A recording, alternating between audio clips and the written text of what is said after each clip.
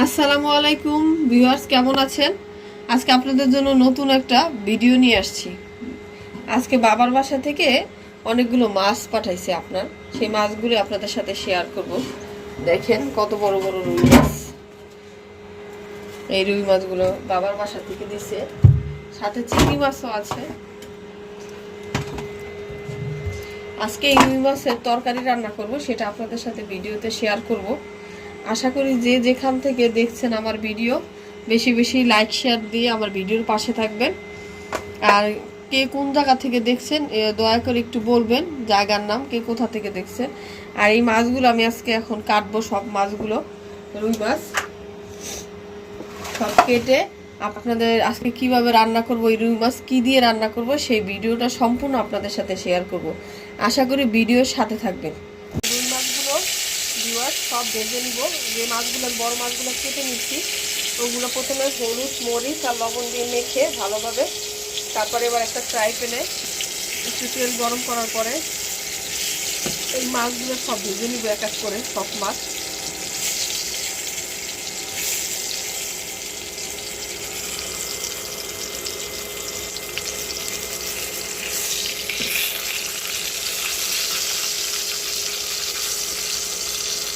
সব মাছ এভাবে ভেজে নিব আমি, সবগুলো মাছ ভেজে ভালোভাবে ভেজে এরপর রান্না করব।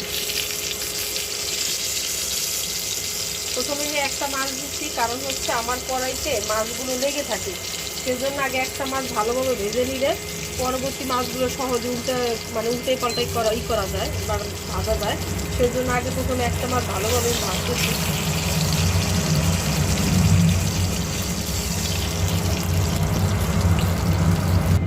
এবার বাকি মাছগুলো আমি দিব।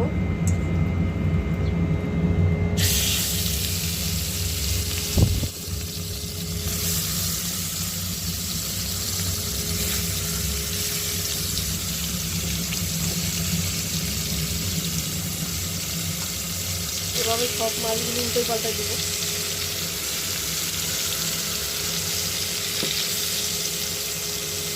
এবার বাকি মাছগুলো এভাবে দিয়ে দিচ্ছি। এবার মাছগুলো ভালোভাবে ভাজবো, ভেজে তারপর ভালোভাবে রান্না করবো। এখন আমি মাছ রান্না করবো। আমার পুরো পুরো মাছ ভাজা হয়ে গেছে। এই দেখেন ভিউয়ার্স, মাছগুলো সব ভেজে নিয়েছি। এখন আমি যে রান্না করতেছি এটার মধ্যে তেল দিছি, তেল পেঁয়াজ আর কাঁচামরিচ, 2-3টা কাঁচামরিচ দিয়া আজকে আমি কাঁচামরিচ দিয়ে রান্না করব। প্রথমে আমি মশলা, তেল দিছি, পেঁয়াজ দিছি আর জিরা বাটা আদা রসুন বাটা একত্রে সব দিয়ে এবার মশলাটা ভালোভাবে কষাবো এভাবে।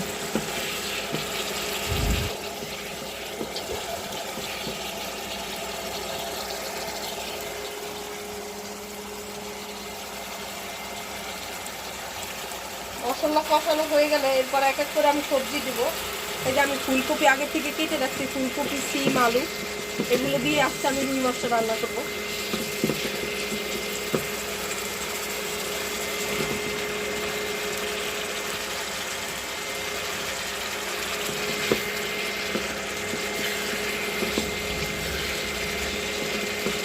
এবার সবজিটা ভালোভাবে মশলার মধ্যে আমি কষাবো।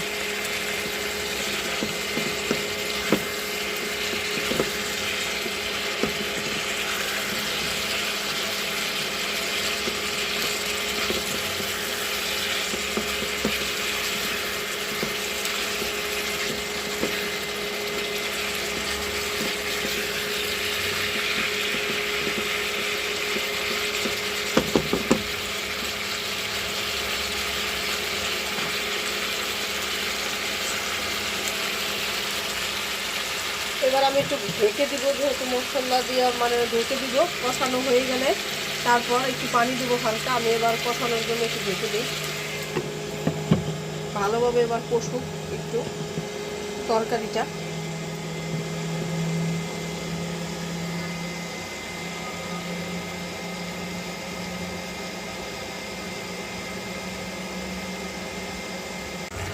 এই দেখেন অলরেডি আমার মশলা কষানো হয়েছে তরকারিটা একটু। এবার আমি কি করব,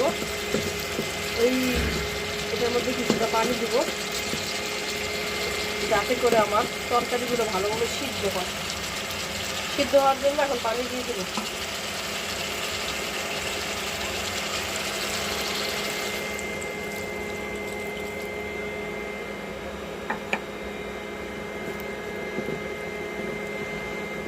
যতক্ষণ না পর্যন্ত আমার এই সবজিগুলো সিদ্ধ না হয় ততক্ষণ পর্যন্ত আমার ভিডিওর সাথে থাকবে।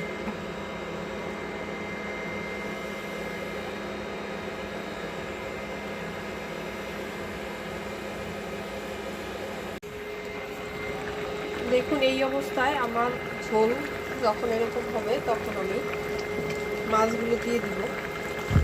এবার মাছগুলো এক এক করে দিয়ে দিই, মাছগুলো সেদ্ধ হোক।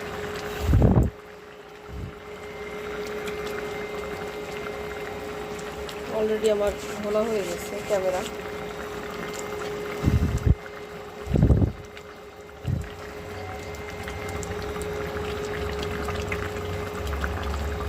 মাছ এবার এক এক করে দিয়ে দিব তরকারির ভিতর।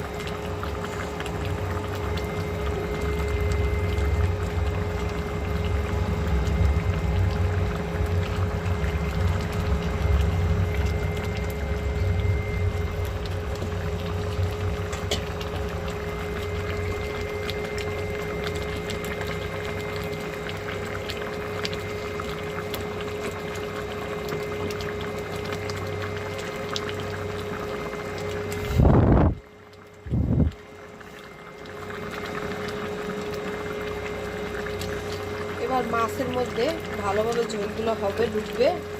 এরপর লাস্টে কি করব, আমি ধনেপাতা কুচিয়ে দিয়ে দিব তরকারির মধ্যে। এ হয়ে গেল আমার ফুলকপি দিয়ে রুই মাছের তরকারি। যদি আমার ভিডিও ভালো লাগে তাহলে বেশি বেশি লাইক শেয়ার দিয়ে আমার ভিডিওর সাথে থাকবেন। আর কে কোন জায়গা থেকে দেখছেন প্লিজ কমেন্টস করে জানাবেন। আজকের মতো এখানে বিদায় নিচ্ছি। ভালো থাকবেন, সুস্থ থাকবেন। আসসালামু আলাইকুম।